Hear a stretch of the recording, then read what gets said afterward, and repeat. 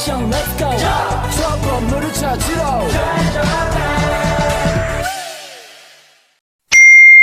Hey, I'm okay. I'm fine. Kincana, Kincana, teng neng neng neng neng. Ku menahan rasa sakit, rasa sakit. Few moments later. Assalamualaikum warahmatullahi wabarakatuh. Halo adik-adik.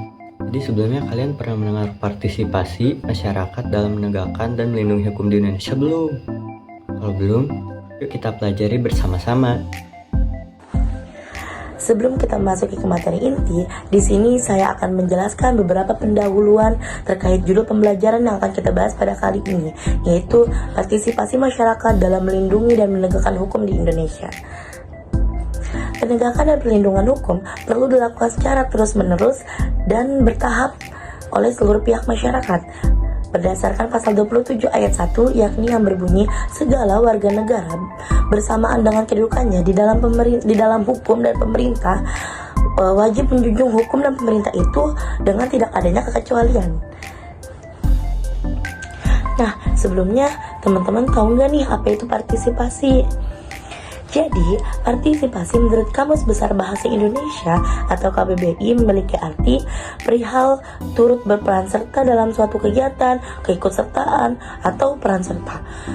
Nah, partisipasi masyarakat merupakan unsur yang sangat penting dalam perlindungan dan penegakan hukum.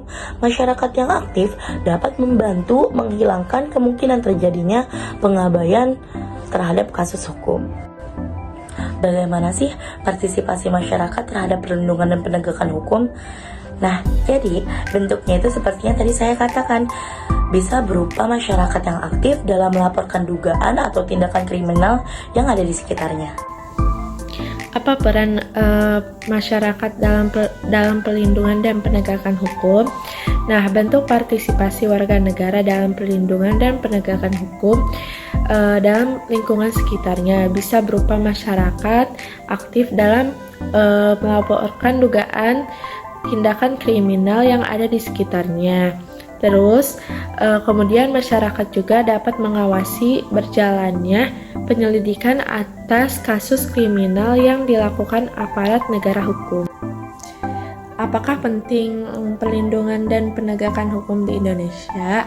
Nah, itu sangat penting. Perlindungan dan penegakan hukum adalah fondasi utama dalam menjaga ketertiban dan keadilan dalam suatu negara melalui penghormatan terhadap hak asasi manusia.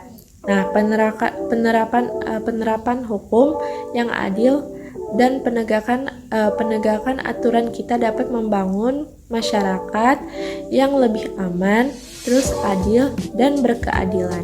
Selanjutnya ada tujuan peran masyarakat dalam perlindungan dan penegakan hukum di Indonesia. Partisipasi warga negara merupakan elemen penting dalam penegakan dan perlindungan hukum. Partisipasi yang dilakukan secara dua arah memastikan bahwa jaminan keadilan dapat berjalan secara efektif.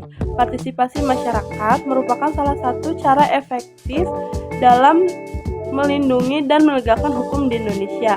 Masyarakat yang aktif dapat membantu menghilangkan kemungkinan terjadinya pengabaian terhadap kasus hukum. Berikutnya ada cara bentuk partisipasi masyarakat dalam melindungi dan menegakkan hukum di Indonesia. Cara yang pertama itu bisa dilakukan dengan sosialisasi sejak dini yang menjelaskan tentang hukum dan peraturan-peraturan yang ada di dalamnya. Sosialisasi adalah tahap awal yang memberikan informasi mengenai informasi tentang undang-undang, peraturan, norma, dan tata tertib yang ada di dalam masyarakat. Salah satu contohnya adalah dengan pola pendidikan di sekolah-sekolah pada mata pelajaran PPKN, sosiologi, pendidikan agama, dan lain sebagainya, yang di dalamnya akan disertakan dengan contoh-contoh nyata dalam kehidupan sehari-hari. Yang kedua ada dengan cara menanamkan sikap patuh akan hukum. Sikap patuh memberikan gambaran tentang keterlaksanaan undang-undang, hukum, tata tertib, dan norma-norma yang ada di masyarakat yang sudah disosialisasikan, dilaksanakan dalam kehidupan sehari-hari. Jadi tidak hanya belajar tentang teori hukum, tetapi harus diimplementasikan secara sungguh-sungguh. Membangun kesadaran hukum sejak dini. Tingginya kesadaran hukum di suatu wilayah akan memunculkan masyarakat yang berada. Karena itu, kesadaran hukum perlu dibangun sejak dini. Tidak harus menunggu terjadi pelanggaran dan penindakan oleh penegak hukum. Upaya pencegahan ini sangat penting dan harus dari dalam keluarga sebagai bagian terkecil masyarakat. Sarjana Sukonto menyebutkan 4 tahapan suatu masyarakat untuk dapat memiliki kesadaran hukum yang baik, yaitu pertama ada pengetahuan hukum, yang kedua ada pemahaman hukum, yang ketiga ada sikap hukum, dan yang terakhir yang keempat ada pola perilaku hukum. Pernyataan tersebut menunjukkan bahwa tahu secara kognitif tidak menjamin orang memiliki kesadaran hukum. Pengetahuan ini harus ditingkatkan menjadi pemahaman. Memahami akan pentingnya menjunjung hukum dari kehidupan sehari-hari. Salah satu nilai yang diambil dalam penegakan hukum adalah nilai keadilan. Hal ini meyakinkan kita untuk menyadari jika hukum dibentuk bersumber pada keadilan dan ketertiban yang ada di masyarakat. Jika semua menyadari harus berbuat adil, maka pelanggaran-pelanggaran hukum tidak akan terjadi. Menciptakan para penegak hukum yang profesional dan bersih. Penegak hukum disebut profesional karena kemampuan berpikir dan bertindak melampaui hukum tertulis tanpa mencederai nilai keadilan. Sebagai seorang yang profesional, maka dalam menegakkan keadilan dituntut kemampuan penegak hukum mengkritisi hukum dan praktik hukum. Keadilan saja tidak cukup, diperlukan keutamaan bersikap profesional, berani menegakkan keadilan. Namun dalam praktiknya masih banyak penegak hukum yang tidak profesional dalam menjalankan tugas dan wewenangnya. Untuk itulah diperlukan penegak hukum yang dapat menaati kaidah-kaidah dan norma-norma yang ada. Memupuk budaya hukum. Budaya hukum adalah istilah yang digunakan untuk menjelaskan hubungan antara perilaku sosial dalam kaitannya dengan hukum. Secara akademis, budaya hukum mengkaji peran dan aturan hukum dalam suatu masyarakat. Budaya hukum adalah unsur dari sistem hukum yang paling sulit untuk dibentuk karena membutuhkan jangka waktu yang relatif panjang. Hal ini terjadi karena budaya berkaitan dengan nilai-nilai.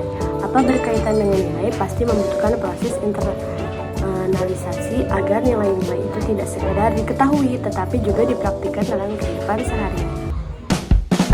Terima kasih adik-adik yang telah menonton video pembelajaran kita pada hari ini. Semoga kalian sehat selalu dan jangan lupa like, komen, dan subscribe di bawah ini. Dan jangan lupa share ke teman kalian supaya wawasan teman kalian bertambah. Ya, akhir kata terima kasih. Assalamualaikum warahmatullahi wabarakatuh. Salam.